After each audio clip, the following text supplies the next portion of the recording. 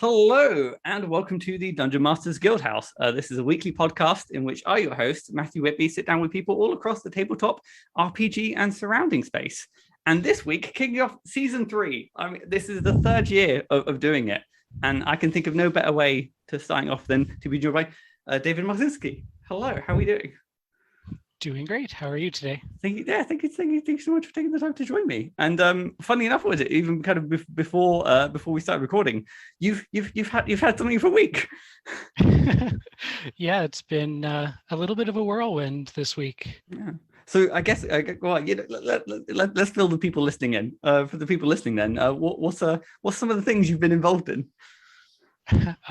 From the beginning, or do we want to start with this week? Oh, that's a good. You know what? Because I kind of teased it a little bit. Let's do like a reverse chronological order, which is the one that makes the most sense. Yeah. So on Tuesday this week, Uncaged Goddesses, the 5th volume of the Uncaged anthology, launched on DMsGuild. So this has been a kind of a pretty big project that we started last year and finally got its release. To again, absolutely mind-blowing reception in terms of, I believe it's like silver within an hour. I think was it like Electrum within like a few more than that.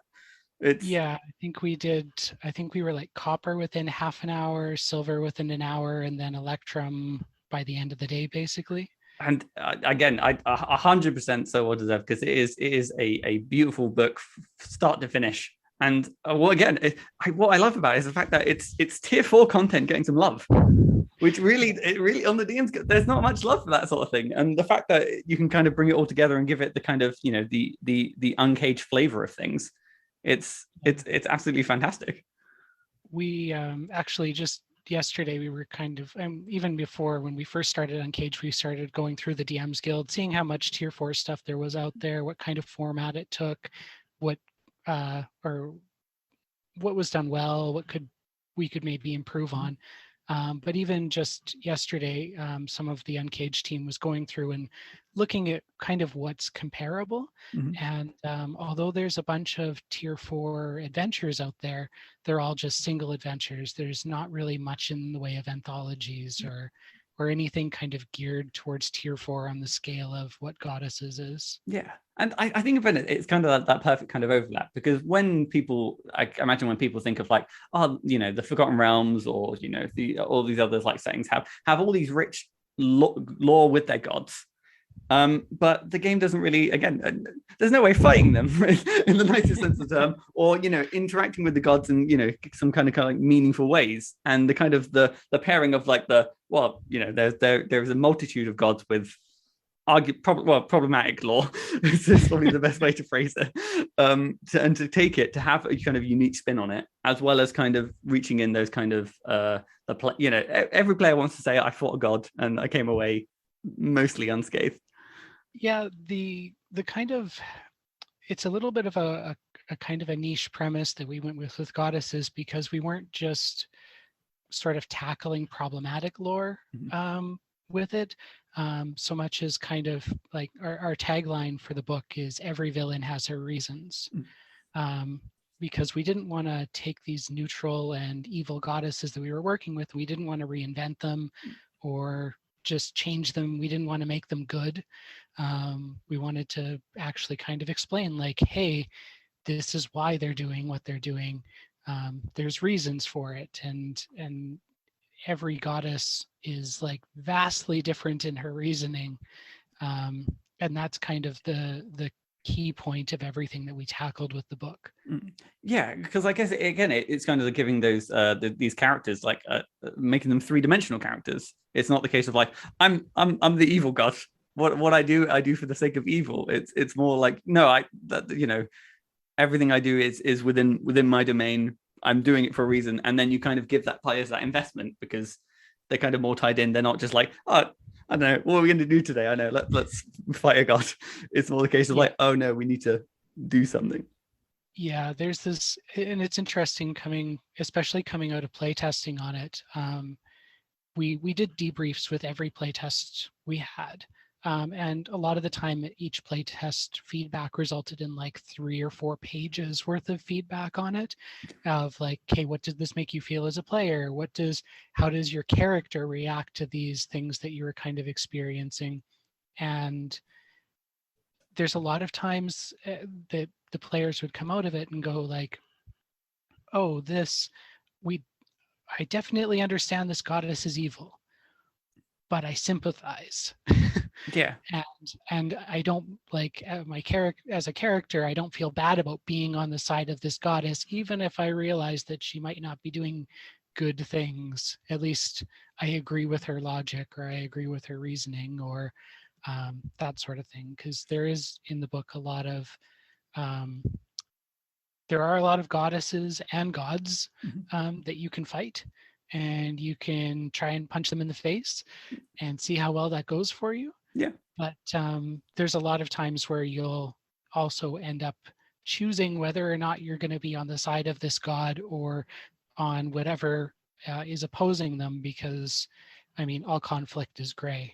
Yeah, no, I 100%, and those are kind of always the D&D sessions that kind of thrive. It's where the things where even if the players are like, every step of the way they're like, we have to do this, and even though it kind of kills them to have to do it, because it's what what kind of needs to be done. And yeah, again, I feel bad because like just to say Uncaged Goddesses, that stuff, the Fight All the Gods book feels really reductive given the kind of the scale and the size of things.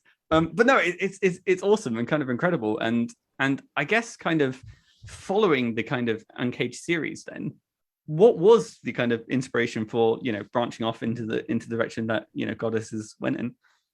Oh, so that kind of goes way back into the yonder days of Ooh. Uncaged.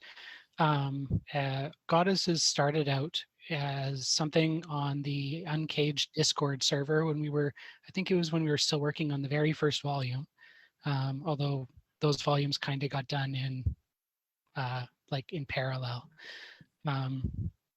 But basically, Ashley Warren posted something about Umberlee on the server because Umberlee is called the Sea Bitch. Yeah. And it was kind of part like, well, that's not a great thing to call a goddess, but also a little bit of claiming that moniker and kind of holding it up as like, I don't know, a symbol of the goddess. And so we started talking about what other goddesses we could explore as well that kind of get this bad reputation or are seen as one-dimensionally evil in the pantheon. And basically with 4 Uncaged books, it got shuffled off to the wayside, and everyone was pretty exhausted by the time all 4 of those books came out. So it sat there and we kind of left it alone for a while. And then Gwen, my co-conspirator on this, basically just popped in one day and was like, hey, we talked about this ages ago and we should really do it. And will anyone help me do it? So Gwen and I teamed up to kind of co-lead the project, and talked to Ashley and got Ashley's permission to kind of cap off the Uncaged anthology with this. And Ashley's been working with us the whole time through Goddesses as well, but more in a kind of overseer way rather than kind of getting into the nuts and bolts of it that Gwen and I managed. But yeah, that's kind of how Goddesses ended up. Wow. And I guess how would you describe that journey yourself from being involved in the early Uncaged to being a co project lead on the whole thing? I'm pretty sure that if you talk to anybody who's on the original Uncaged volumes, they tell you it was a life-changing experience. Yeah. And like in a lot of ways it was, just from the number of people whose career in tabletop sprung off of that. That book, who are now working like on some of the larger published titles, to ones that are just have written tons of stuff since for the DMsGuild. And for me, it was exactly the same. I went from, I had an adventure in the second volume of Uncaged, and then art in 2, 3, and 4. went on to managing a project like before I think even the second book came out. I was project managing Friends, Foes, and Other Fine Folks, which was a book of diverse NPCs. So to kind of broaden the representation of what sort of NPCs were out there at the time that we released the book, which I'm glad to say is like that scope has definitely broadened since then. Considerably, yeah. But yeah, then project managed a few smaller ones in between there, and then on to this. Cool. I was going to say, because in doing like a little bit of research for this thing, you are a wearer of many hats. Like project manager, or like adventure writer, designer, artist as well. Like how do you manage it all? Our goddess's Discord was actually making fun of me yesterday because as everyone's gotten to know me more, they realized that I can do a fairly staggering number of seemingly random things. Yeah. Just because I very much have the mentality that like the knowledge is out there. So if you need to do something, just go and learn how to do it. But that's kind of ended in me doing adventure writing and art and layout and marketing and print publishing and just pretty much everything that goes into one of these books. Yeah, there is definitely an angle of that though, in which as you kind of try and create products, you do kind of naturally have to wear all those hats, especially if you're working on like solo projects. And it feels like you've just taken it to the nth degree. A lot of the stuff that I do it overlaps with my day job too, because I've got a day job that's kind of the same sort of cobbled together skills that I've learned over the years working on RPGs. There's just a lot of overlap with what I do, so it wasn't too far of a jump. Yeah. But so I guess then in terms of getting involved with tabletop RPGs, then what was the kind of what was the impetus to start making things? Oh, I started playing D&D in 4th edition, like just at the very tail end. And then 5th edition came out, switched my campaign from 4e to 5e. And maybe like 3 months after that, I wrote my first adventure and published it on the DMsGuild. It was very much just like, oh, wow, this exists. People might read it. And like, I've written fiction for years. Just a lot of like published a few short stories, a little bit of poetry, but nothing major. So it was kind of a really, really easy jump to go from, oh, I'm writing short stories every day to, oh, I can write a short story people can play and they might pay me for it. Sure. Yeah. and for what was the name of that first adventure? The first adventure was called Iveron. It was just a little like pay what you want one-shot adventure with a boss battle and some fun mechanics. And I think I wrote that in October of 2016. Fair. So I guess as well. So with that adventure concept as well, was it something that kind of came from like home games as like you kind of DMing, or was it more the case of like I'm just gonna throw an adventure together sort of thing? It was actually the opposite of my home game. It was something that I thought was cool and dreamt up, but there was no way that my home game was going to turn that direction. Oh, really? It's kind of the case where like DM prep goes too far. Yeah, it's something that happens to me a lot. Like I've got just a sheaf of this binder packed full of pages that are not in the binder. It just became a giant folder. But it's all these random ideas for encounters and adventures that I came up with that I always go, yeah, I'm going to incorporate them into something. But then my writing speed is faster than the weekly playing speed. So I end up with a backlog that's like 45 things too long. Yeah. I mean, it's always nice because then, at any moment, like if the party kind of veer off in a random direction, you can have something kind of at the ready. But I always find sometimes with those things, like I have a graveyard of like, and every now and then I do forget what's in there. And it's not until like, I'm having a bit of I was about to say clean out, but I don't think they really clean out graveyards.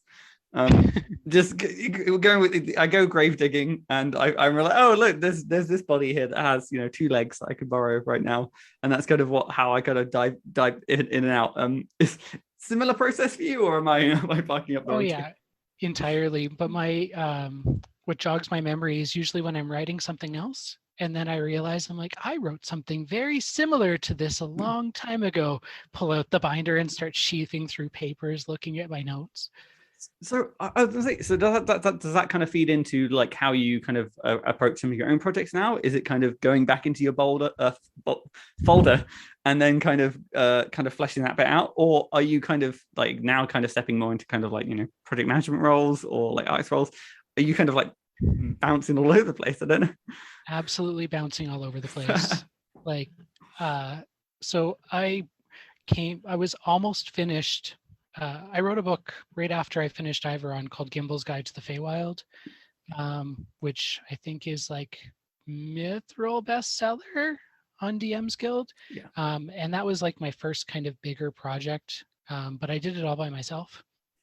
So it was like, I think 110 pages or something like that, but I did all the writing, all the art, the editing, which when you do it by yourself is just proofreading. Yeah. Because back then I didn't know anybody basically and was so new to it. But I wrote a companion guide to that, which I think was like is like 65,000 words. Wow. Or 85,000. I can't remember which. But I had finished all the writing, started sending it off to the editors, and was working on the artwork. Got like 20 pieces of art deep, and then we started Uncaged Goddesses. And I was like, you know what? I can do both. I can do that. That's no problem. I'll finish up the second Feywild book by October. We'll kick off with like the art for Goddesses in October, and it'll be fine. So we had like 220 pitches come in for Goddesses. We had like 120 artists apply for it. We had no time. Yeah, no, yeah. So it's just, it's literally sitting in a Google Drive folder waiting for me to do the cover art. In fact, there's some way like I do like cover art sometimes is always kind of like the last thing I do in some of my projects as well, because it is that nice kind of like that bow that kind of ties everything together. Yeah, well, and you never know what you want on the cover until you're done writing anyways. Yeah. So what I was going to say as well. So I've noticed something of like I guess like a theme through again a good number of your projects. So you're a big fan of the Fae. Yeah, it's kind of become like a weird calling card for me because I mean the Iveron adventure I wrote, it's not technically Feywild, but it might as well be. Yeah. And then coming right out of that was Fey stuff. So I think people started to get to know me as like a writer of Fey stuff. Mm-hmm. So yeah, I think probably 70% of everything I've written is related to the Fae. What is it to like again, is it just the kind of like love for like those old fashioned kind of mythic kind of Fae tales, or I have, even since I was like 5 or 6 years old, been obsessed with mythology. Like I was the kid who would spend recesses in the school library, camped out on the floor in front of the mythology section, just paging through books of folklore. And yeah, I've got a entire shelf of like a shelf of books downstairs that are all just like history and folklore and things like that. So it kind of shaped the beginning of my creative mind, I think. Yeah. Was really diving into mythology and folk tales. So I kind of can't help it now. I must say, there's always the aspect of what I really like about like the aspect of the Feywild, or like Fey creatures as a whole, is because it kind of runs the gambit of you can be comical and whimsical on one end, and then there's the really gruesome kind of like almost like horrific side, and you can just bounce between the two, and that's kind of just as enjoyable as being on either end of the spectrum. And I am like a huge consumer of horror media. Okay. So most of my stuff falls right on the line between not whimsical. That's not where my Feywild content goes. Mhm. My Feywild content is right on the line of like, oh wow, this is a really cool place, and oh my god, this is terrifying. I was going to say I got that image in looking at some of your recent art. In the nicest Yeah. sense, there's one where it's literally all hands with the creature with the horn. I think wait let me hover it. The Tangle Man. Ah, yes. Yeah, I'll make sure there's a link in the description so people can enjoy what I've seen before me. That's actually a piece of art for the Feywild book that hasn't been released yet. Interesting. So maybe I won't share it because spoilers. Oh no, it's totally fine. Actually, yeah, in that book, the Tangle Man is this like kind of Fey Elder type being that feeds on people's terror, so tends to continuously try to like manipulate people into situations where they will gradually get more and more scared and up their terror to a point where they just can't function anymore. Wow. You know what? It's the case of like hearing more about them makes the image worse. Yeah. So I guess okay. So in being both the writer and artist, kind of it kind of situates in kind of like a kind of unique position. I kind of think where is a lot of these kind of designs, are you sometimes coming at them from the kind of vision side where you kind of get the image of the creature, because again you can kind of you can put the pen to paper and kind of create this creature, or is it often kind of stemming from the words first? For me, it always comes from the words first. Yeah. The image is very like last, and with the Tangle Man, because of the way that I wrote him, there's lots of different ways that he could have gone. But yeah, for me, it's pretty much always the writing first. There's very few times that I start with the artwork. Yeah, but okay, so then I guess is it sometimes the case where maybe it's not the artwork, but you do have a very kind of distinct image in your mind at the very least when you come to do the writing, or no, I no? very much, for me, writing is very like kind of a natural process. I rarely ever go in with an idea. It kind of evolves on the page as I'm writing it, Interesting. which usually means that I write things and then a week later I rewrite everything because and it's the most recent book that I wrote, or with that other Feywild book, I ended up rewriting about 10,000 words, like a whole section, because I started out writing basically a fairy tale. And the characters at the beginning were not, or by the time I got to the end, the characters were not the ones that I had started with. Yeah. So I had to kind of go back and rewrite them. And that's a common thing that happens with a lot of my writing where I'll, this actually will tie really well into something about goddesses, but the creative process for me is often coming up with a seed idea and then twisting it and pushing it, nudging it further and further off base and making it weirder or more extreme. So for my own stuff, a lot of the time that involves having to go back to my early stuff and kind of catching up to where I ended up in the end. Yeah. But I end up with just weirder stuff, things that people find, I think, more interesting or that catch them off guard more. And when I kind of brought that a lot to goddesses in the way that we kind of manage the team. So with some of the other adventure anthologies that I've worked on, it's very much a like, okay, here's the theme, give us your pitch, we approve you, go off and write the thing and bring it back and we'll edit it. Goddesses was not like that at all. Yeah. It was very, very much a collaborative approach the entire way. So we got pitches.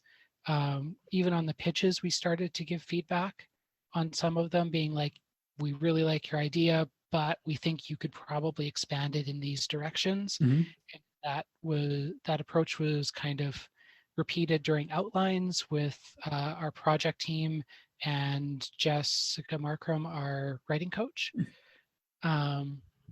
Kind of giving people ideas of where they can push things and where they can expand their ideas and twist things to make them a little bit better, because you only have your own experiences to draw from, but when you start kind of getting other people into the mix, you can kind of point in directions that you might not have thought of. And then even in the writing, we did tons of peer feedback. So we kind of opened it up so anyone who was open to having one of the other writers give feedback was totally able to. And I'm pretty sure all of the writers took that opportunity to kind of let other people poke at their writing and suggest like, oh, here's an area where you could twist this or push it further to make it even cooler. Yeah, no, I think 100% because like I think what you're kind of describing is almost like it sounds like the perfect project, because I think there's definitely kind of been collaborations where obviously it is that kind of point of like go away, and then everyone, you have your pitch, go away, and then it all comes back and then everything's kind of put together towards the end. The projects that I've been involved in that are more like, the process you've kind of described about that kind of iterative, ongoing kind of communicative and collaborative process. I feel like one, you end up with better end results because one, it is that kind of communal sum of like a bunch of collective voices in directions that maybe you wouldn't have necessarily gone if you were just there in your writing cave, right, chiseling as I do. I don't know why I went with chiseling. I'm going to stick with it. I chisel all my writing into stone. And yeah, no, 100%. And I think, yeah, that's kind of like an awesome, and I think as well, because you mentioned it before as well, once you kind of had the adventure draft as well, sent to feedback, you had like, was it all the kind of, adventures kind of play tested? Yeah, and a lot of feedback. There were a lot of changes after that play testing, to the point that there was actually like, I think 2 pieces of art or maybe 3 that no longer fit the adventure. Oh no. That we had to make adjustments to because there was like something big enough that changed that it would have changed the art brief that we came up with. So it kind of like having that kind of evolving adventures definitely, I think, ended up with some really, really amazing adventures in the end that I think are going to blow a lot of people away. So, just from their scope and their kind of out of the box content. So I was gonna say, I do want to ask a question more about your kind of like evolutionary writing style. If is that an appropriate term? That sounds about right.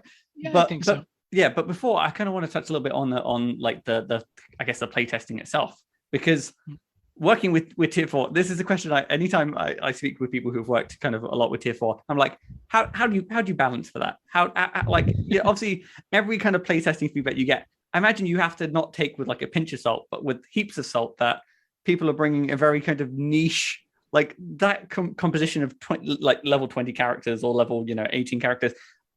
There's going to be so much like, can the bard wish or not? Is this a thing that we need to worry about, or vice versa?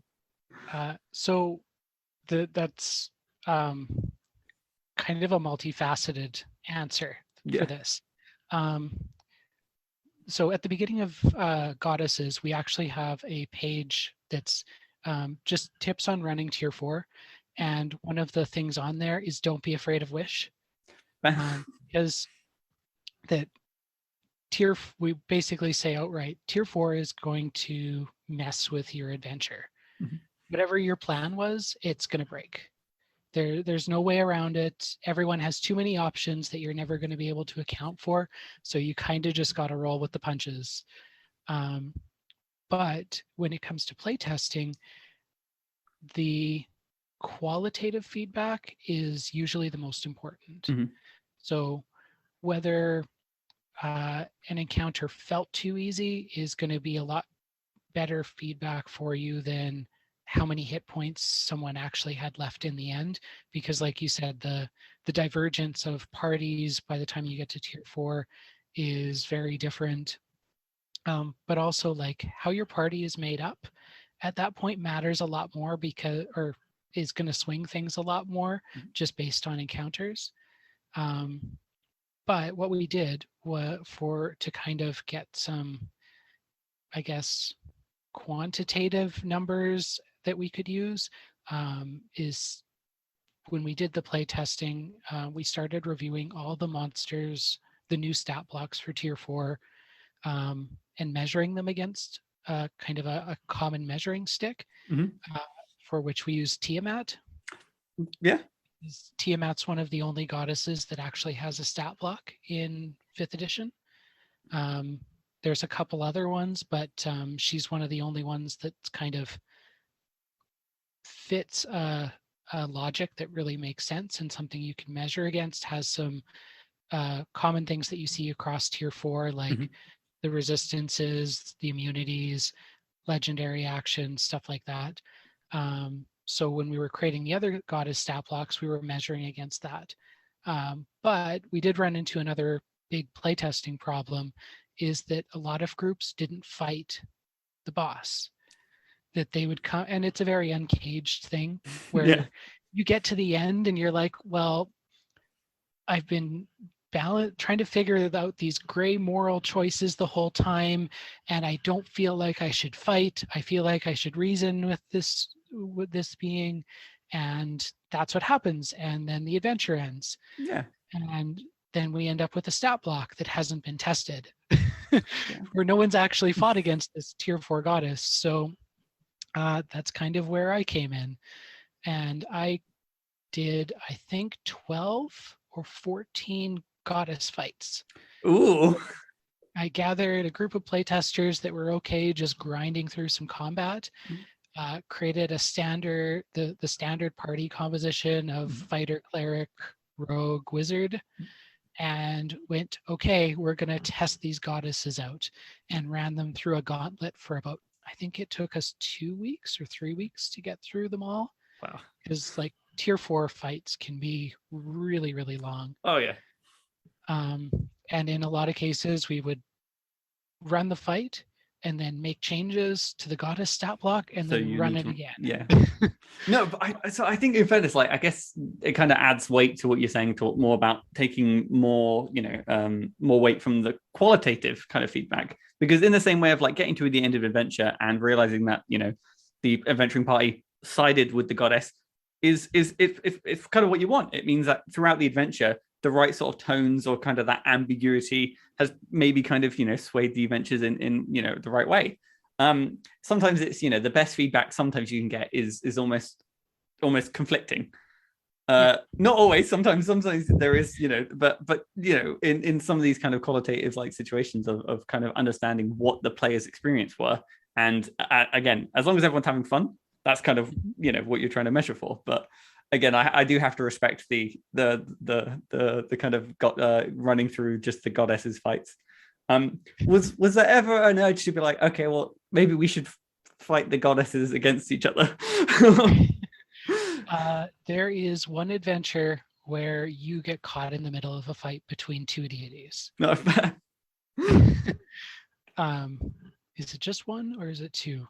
One for sure. Yeah. Because that's one of the ones I had to combat playtest. Oh, fair. No, I imagine like running any kind of like CR30 creature is a hassle in its own way. Running 2 simultaneously, I can't quite imagine. So I think there is actually a couple adventures where you do end up running a few, 2, maybe 3 CR30 monsters at once. Using monsters in the D&D term monster. Oh yeah. Something with the stat block.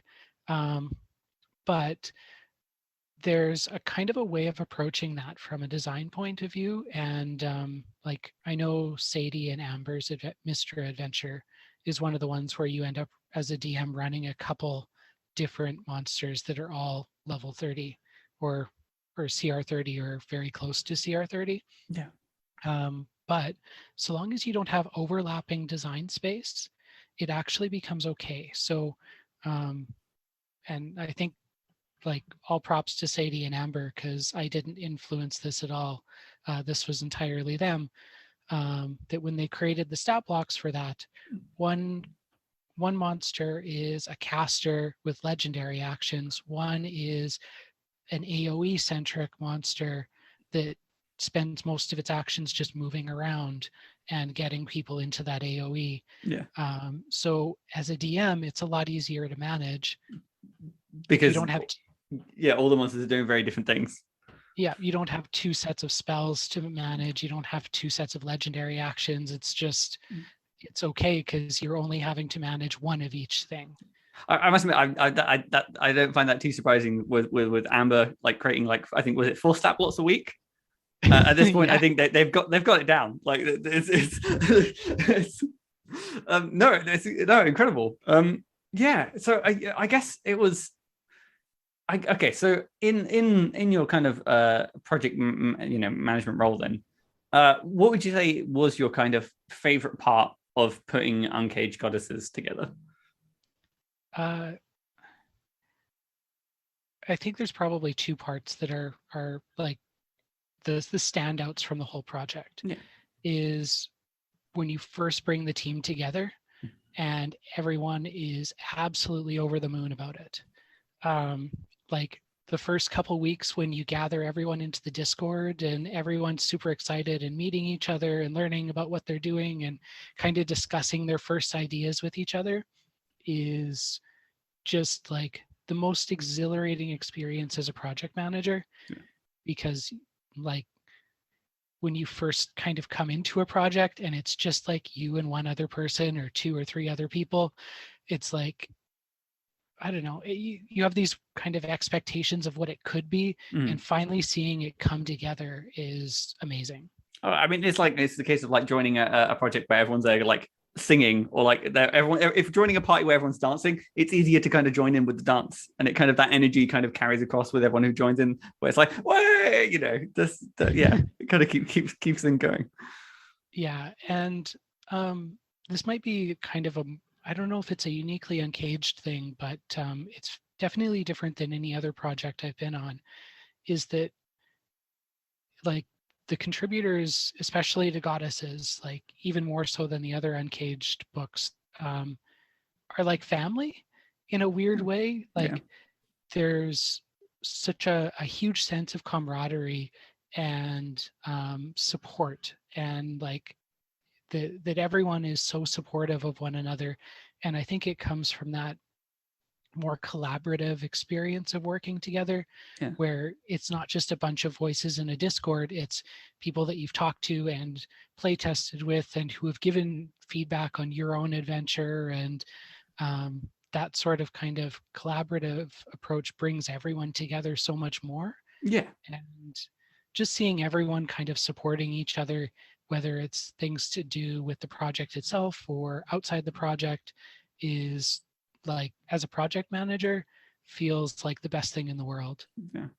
I imagine like it's kind of the equivalent of being a very proud parent where you see like yeah, it's everyone's getting along, everyone's and so you watch them go off and succeed, and it's like it's Yeah, that and like the when I said there are two things, the second one is just seeing the writers see the art for the first time. yeah. So with Goddesses, we kind of had like a three-step approach to the art, where we had the writers create not set art briefs, but we gave them basically a questionnaire to fill out that was like, okay, give us one moment from the adventure where your goddess is being really cool. Give us an item from your adventure, give us a character from your adventure, and then here's 2 spots where you can put in whatever you want, anything that might look cool for art. And then we went through this whole process where the artists got to kind of pick which goddesses they were interested in and sign up for them, and then we matched everyone based on choices. Yeah. And I don't think any of the artists were unhappy where they got matched. But after that, we did like a proper art directing process where we got sketches in from the artists, and Gwen and I kind of gave feedback together on every piece of art, and things that we could push a little bit further, and technical feedback as well. So that whole kind of for that part of the process, the writers saw their art briefs that they kind of put together, and then some of the artists kind of reached out with sketches and stuff to the writers for clarification here and there, but a lot of them didn't really see their art until it was at that finished state. Yeah. So there was a point where we opened up another channel in the Discord server that was art share. And as soon as the pieces started coming in there, everyone started losing their minds with excitement. I can imagine. I feel like it's almost like like when there's house makeover TV shows where you have to leave your house and then you come back an hour later and they've redecorated your front room and you go, oh my god. It's like, yeah, that's the kind of art equivalent. But I must admit, like, in hearing just talking about all the whole procedure and stuff like that, honestly, this sounds like the most professional, like from start to finish project management. It looks like you went all out. Well, we had a fair amount of experience, thankfully, because like this is the 4th project I've managed, I think. Yeah. So I kind of knew what didn't work. Yeah. Enough to at least kind of put us on that path. And Gwen has been like absolutely phenomenal. When we kind of went into it, we said like communication's our most important thing. Mm-hmm. Everyone has to know what's happening at every given point in time. Like we want to be entirely transparent, and yeah, it just kind of it worked. Yeah. No. Yeah. Evidently, I don't know what else I can say. It's fantastic to kind of see the reception kind of continue. And if I recall what you're saying, right? So this is the capstone to Uncaged, and there aren't any plans for anything future in the works at the moment. That's right. We actually had a pretty big discussion about this like maybe 2 months ago. Mm-hmm. And not just our project team, but we had it with Ashley too, Ashley Warren, because Uncaged Anthology is hers. But we had a conversation about whether we thought there should be more volumes, whether this is a good place to end it, and we decided that we don't have any plans for producing more on this series. It's kind of a good place to end it off. No, yeah, no, 100%. You can definitely see the kind of like trajectory from just looking at the monster manual and thinking there's some stuff that needs work, to looking at everything on like from creatures to gods. It's there's not much else. There's not not gods, at least not that I'm aware of. Yeah, and like there's a lot of places to kind of take the core ethos of Uncaged, mm-hmm. and a lot of other areas where you can go in and start creating new projects based on those. And we definitely have encouraged like everyone who's worked on these, like go do your own projects, like continue the legacy of Uncaged. Yeah. In the same way that like when we finished the first 4 books, there were tons of spin-off projects. Like I think just over or under a dozen spin-off projects within the first year, of Uncaged contributors that kind of took that mentality and went and did their own thing with it. Yeah. Well, again, it's kind of fascinating to see, because like the project as a whole, you can definitely see at least like Uncaged's impact on the DMsGuild as a whole, as well as so many. You can imagine before, there's so many other kind of other creators. But then I guess to kind of pull back a little bit and to talk about you and just like some of the stuff that you've kind of been working on then, or just I guess more generally your kind of process in everything that you've kind of been working from. Is it still that kind of is the excitement of getting people together? Like, is that still quite your favorite part of the process, or do you have like something else that kind of? So for my own stuff, I tend to kind of split half my year with a group project and half my year doing solo stuff. Yeah. So I always try and get involved in at least one collaborative project every year, just because it's really good to meet new people and find new people to collaborate with, and other projects that I might want to be part of. And then the other half of the year, I try to focus on some of my own stuff. But I think my favorite part of any kind of new venture, whether it's with other people or by myself, is when you first come up with the new idea. Mm-hmm. Because there's that adrenaline of like, oh my gosh, I have a new idea. and then your brain starts exploding with the possibilities as you start kind of following all the paths through the woods and see where they lead. And it sounds like that kind of, again, that kind of exploration is kind of ingrained in your kind of process, that kind of start and just see where it goes. And then if you do have to go back and, rewrite some sections because you've gone on a whole adventure, the writing is kind of all the better for it. Yeah. And it, like, most of everything that I do comes from like one tiny insignificant thing that gets lodged in my brain. Okay. So like I wrote one shot in the Feywild, what's it called? Curse of Lost Memories. And it kind of features this giant fungal frog who is also a warlock patron, but also thinks he's the most powerful thing in the world, who's going to devour everything. As frogs are one to do. Yeah, he's got a huge ego complex, and I love him. But that whole thing came from watching Pan's Labyrinth, and there's the scene where she kind of descends into the tree, and there's the big bloated frog in there that's just sitting around eating insects. And that scene just got lodged in my brain, and it was like my favorite thing for, I don't know, however long until I started writing. And I was like, I want to write something with a cool frog. Sometimes that is literally all it takes. Is on occasion like there is an essence to this frog that I must capture. So I started writing. Actually, I started writing another book that I got like 15,000 words into, which was Gimbal's Guide to the Underdark. And I started writing about these giant Underdark frogs that spit oil and are generally underdarky. But I was like, this isn't capturing what I want to capture. So I put it aside and started again. Yeah.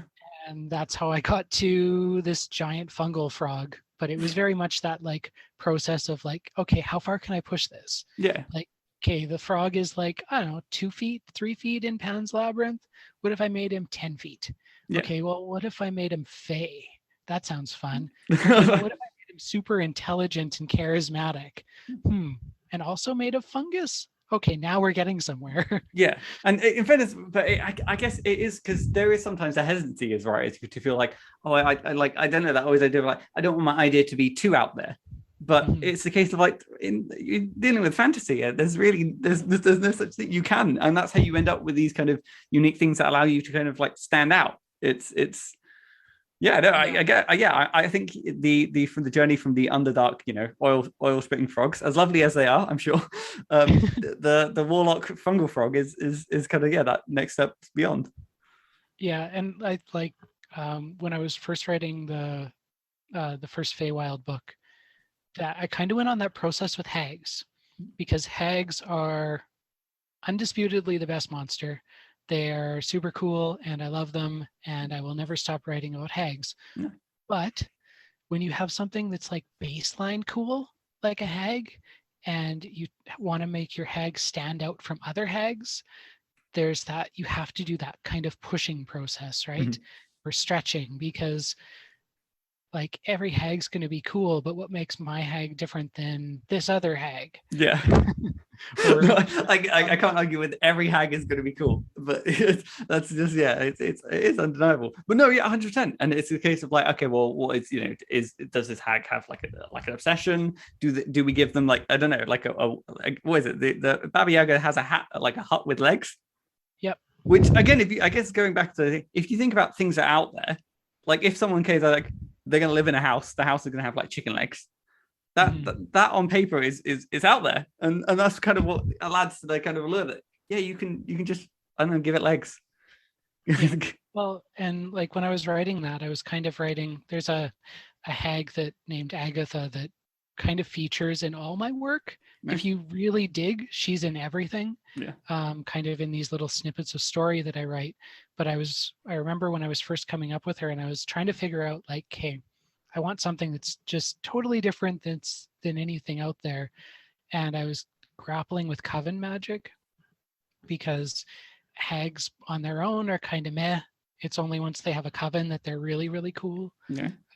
Or can actually cast spells for the most part. But I didn't want her to be I didn't want her to have a coven.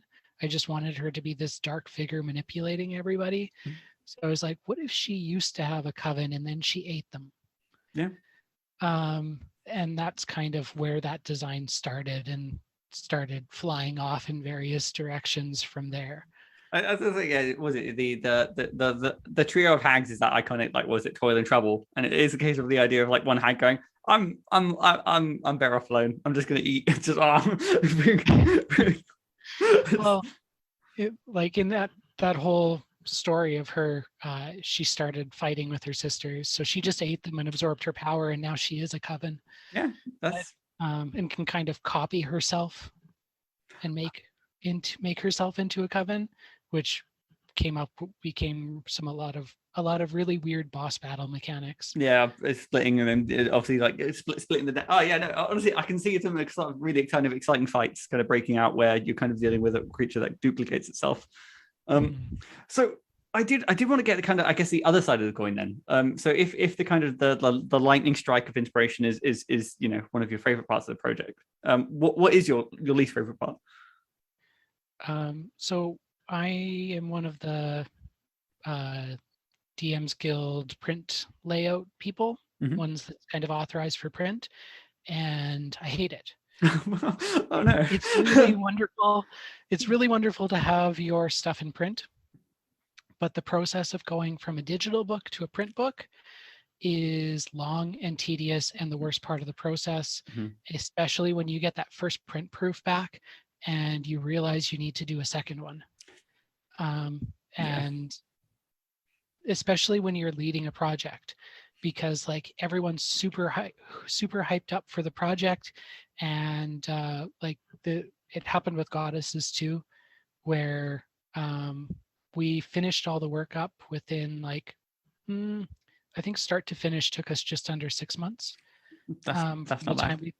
From the time we put out the call for writers to the time we finished the book. And we kind of had a plan to release early January, and we got the print proof back and we were like, this isn't good enough quality. We need to do another pass. So that, like, telling your project team, like, sorry guys, the energy.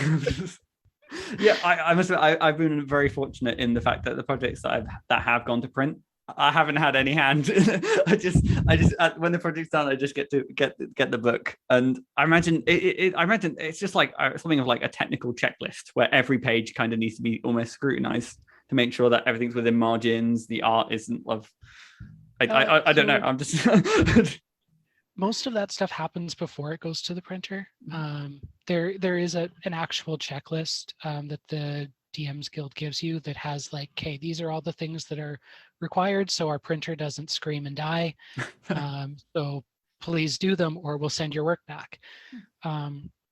So that's all the stuff like getting margins, putting a gutter on so that there's no ink where the pages connect, creating the bleeds for all the pages and stuff. But there's a process for the artwork where you have to convert from RGB to CMYK colors, and you can kind of control that, but the DMsGuild printers there's something called ink coverage, and you can only hit a certain amount. So if it goes between 1 and I think 330% is the top, the DMsGuild printer or the Lightning Source one can do 240. So as soon as you hit up that 240 mark, it just that's all it can do. So if there's details past that 240, you can't see the details. They're just all a solid color. And we can do a lot of that kind of checking digitally beforehand, but there's some of it that until you see it, you're never going to know whether it's going to print too dark. So with Goddesses, we have just over 100 pieces of art in it. I think 112, if I remember right. That is, which is, and none of it's stock art. We had like 30 some artists on board for this, which I could rant about our artists for years because they're ridiculous.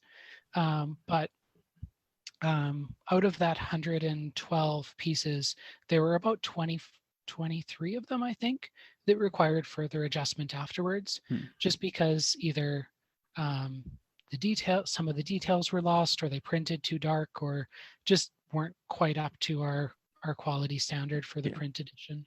And I guess again, as Ken said, unfortunately, it is that case of some of these things you can't really find out until you've gone through the process, which again can sometimes take weeks, and then you kind of have to go through it all again. And and like luckily, I've done. I think I'm at like 15 or 16 print books that I've done now.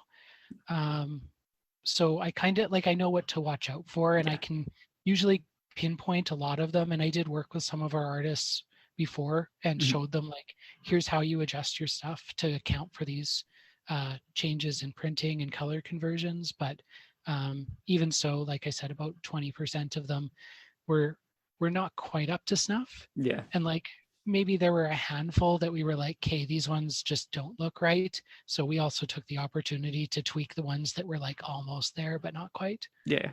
I guess it is the case as well where unfortunately that the printing of the product, it is that last step. It is the case of where everyone is done, and like all the writers, all the artists, they're like, we're done, we're ready for it, and then it is that case of like, nope, we've got to just one little thing. Yeah, and like this is a little bit of a tangent, but I think it's worth mentioning is that like one of the most important things in a project that is like, I think it's the project manager's job to protect it is momentum. Yeah.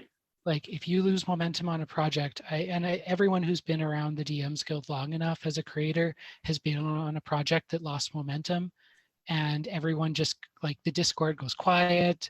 No one hears updates for a few months, and it's kind of the project manager's job to make sure that doesn't happen. Yeah. So when you've kept up momentum the whole time through the project and like everyone's on deadline, everything's going great, and then you've got that month lull, it's like, oh, it's like a knife in the gut. Yeah, it's everything's on ice suddenly, and it's a case of like, there's how we need to stay warm. We need to, no, I get that. So would you say that kind of like ties into like that's definitely like a lesson you've learned over your journey, is just kind of keeping up that momentum from a project management sense? Oh yeah, absolutely. Yeah. And no, fair. No, go ahead. No, I was gonna ask if there was any other like lessons or tidbits of I was going to say lore, but I meant knowledge. So on the momentum side, the kind of the best way to keep that up is with like communication, like regular updates to your contributors. Whenever you've got something that you can kind of preview to get people hyped up. So like as the art was coming in, we made sure to share it with everyone, and just like even just being present to keep that hype up. Like if someone's excited about something, be excited about it with them. Yeah. And kind of creating that I guess it sounds so corporate to say it, but like a culture of excitement or a culture of encouragement. Yeah. I must admit, because you stopped, you said creating a cult, and I was like, oh man, that's what it takes. But no, yeah. A culture, there you go. That's more socially acceptable these days. But yeah, and like from a project management perspective, in terms of like other tips and stuff, just making sure that everyone who's on the project is comfortable communicating with you. Mm-hmm. So things like kind of like an open door policy, like please come and talk with us. Tell us if you think you're going to be late, even if it's a day, just let us know, because that's how we can plan for things. Yeah. But kind of being approachable in that way is so important as a project manager, because like if you're an artist on a project, there are 100 things that can go wrong that can cause you to miss the deadline. Like your tablet could die, or your internet could be down so you can't submit your files, or like life. Yeah. The world is ridiculous. Life is ridiculous. So just having your team being comfortable enough to be like, hey, I'm going to be a day late. But also kind of like setting those expectations beforehand. So like when we were working on Goddesses, we very much said, when we set our deadlines, we gave kind of a week buffer afterwards, where we went, okay, if we need stuff by the 14th, ask for it, set the deadline on the 7th, and let people know that if you are going to be late, just tell us. Yeah. And having that sort of like plan for delays mentality helps a lot with keeping things on schedule. Yeah, because I mean, it's always like the thing of like anytime you try and plan something, just add 50% more time on top, and then you're a little bit more accurate at the very least. Because yeah, I think it's just human error to always think, oh, that should be a week, and then 2-3 weeks later, it's like, okay, maybe not. Well, and maybe it helps because I'm like, when I do art, I'm the worst person at estimating timelines. If I think it's going to be a week, it's going to be 3. If I think it's going to be 3, it's going to be 1. Yeah. So, but yeah, just you don't want to make someone feel bad about it. If having that kind of approachable, like way of going about things just makes everyone happier doing what they're doing. You don't want to stress everybody out for something they're doing on their free time. No, exactly. It's just being, I guess, empathetic. It's a good trait in a project manager. But that actually kind of ties into like I guess like my next question then, which is like, obviously when working through Uncaged Goddesses and Uncaged beforehand and just being a project manager, you've kind of worked with a huge kind of swath of the DMsGuild community, the tabletop community as a whole. I'm just curious then if there are like people who kind of stand out as kind of sources of inspiration for you and kind of your endeavors. So I am super lucky to be friends with Kat Evans. Kat is kind of like the devil on my shoulder sometimes, in the way that he just always inspires me to do something ridiculous. Like I think every time that we talk about an idea together, it turns into a tangent, which turns into a book, which turns into like we're terrible for each other in that way. But sometimes you do need that someone person, like like when you're lukewarm on like a project, to just have that like that person light a fire under you and just like, oh, I guess we're making this now. And like our kind of our admin team that worked on Goddesses, which is me and Jessica Markram and Laura Evans and Gwen Bassett, we met on Uncaged, and we've kind of just followed each other around since. Like it's very rare that we work on anything that we're not all working on. And we encourage each other in the same way, where it's like, oh, you want to do this? Well, I would love to help you do that. It's like, oh no, you're now leading a project with more than just yourself. I'm involved. You can't. And like that's how Goddesses happened. Gwen said, hey, I want to do it, I need some help, and I was like, I'll help. Jess and Laura came in and they were helping as well. And Kat ended up writing an adventure for Goddess as well after coming through the blind pitching phase. So you can't keep them away. It's at that point where you guys are just destined to work together for all eternity. Pretty much. No, that's fantastic. Well, David, looking at the time, we've done it. We've survived. Thank you so much for taking some time out of your day to sit and have this chat. It's been remarkable. Yeah, it's been wonderful. Thank you for having me. No, it's been an absolute pleasure. But obviously, I don't want to leave without hearing some of the cool stuff that you're currently working on that maybe is on the horizon. Obviously, Uncaged Goddesses is out right now. There will be a link in the description. Have a look. Honestly, you will have your mind blown, your jaw will drop, all of the above. But yeah, so yeah, what are you working on, David? And secondly, like, where can people stay up to date with all that? So obviously Goddesses is out now. That's kind of consumed my last 6 months, but you can kind of expect to see another Feywild book coming out pretty soon. I am kind of writing a micro RPG with Kat Evans right now about being a parent of terrible children in a terrible fantasy world where you're trying to deal with your kids leaving the gates open and zombies got in, and now you got to deal with that, and which is going to be ridiculous fun. I've got other stuff coming, but I can't really talk about it yet. Ooh. But that's going to be later towards the end of the year anyways. Yeah. Pretty much the best place to find me is on Twitter. I'm at David Markiwsky. And usually I'm just screaming about art. That's pretty much what I do on Twitter, is post random art that I'm doing, and I'm usually posting it at 2 a.m. because I have no concept of Twitter. Like sometimes I feel like that's a general consensus about all the artists I've kind of spoken to. It would be the case of like, I go to bed, I wake up the next morning, I've received 2 messages at like 2 a.m. or like 3 a.m. their time, and I'm like, shouldn't you have been sleeping? And they're like, I have to work when the art inspires me. I can't. Yeah, no, it's always starting art at like 6 p.m., finishing it at 2:30 a.m. and being like, well, I know I want it done. I want to post it now. Yeah, I need that gratification now. Yes, please, someone like my post so I can go to sleep. Yeah, but then it is a case of like when you're in bed on your phone and it's like, I'm not sleeping anytime soon. I need to get at least one more like, and then I'm allowed to sleep. so most unhealthy thing ever. When you say it aloud, it doesn't sound as good as it feels, and it doesn't feel that good either. It doesn't feel that good. It's not good. Don't do that. If you're listening and you're an artist, don't do that. Yeah, this is to